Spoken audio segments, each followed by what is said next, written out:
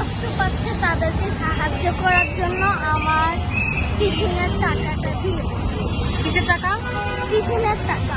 আমার টিফিনের টাকা জমা করে তুমি এসেছো।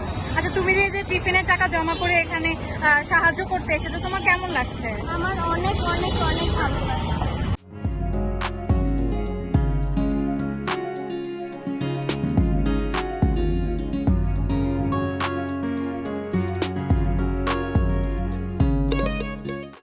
আসলে আমি স্পেশালি এখানে কিছু টাকা ডোনেট করার জন্য আসছি।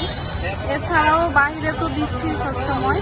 আমার হাজবেন্ডও যাবে হয়তো পরশুদিন নোয়াখালীর ওই এরিয়াতে খাবার নিয়ে, টাকা নিয়ে, তারপরে পোশাক পরিচ্ছদ নিয়ে। তো যেভাবে পারছি সব সময় সব জায়গা থেকেই আসলে হেল্প করার চেষ্টা করছি। আজকে স্পেশালি এখানে আমি টাকা দিতে এসেছি। আসলে এটা একটা মানবিক দিক। আমারই মা বোনরা হয়তো বা আমাদেরই বাচ্চারা হয়তো সাফার করছে, আছে খাবারের অভাবে বা বাসস্থানের অভাবে, পানির মধ্যে পানি বন্দি, খুবই মানবেতর জীবনযাপন করছে।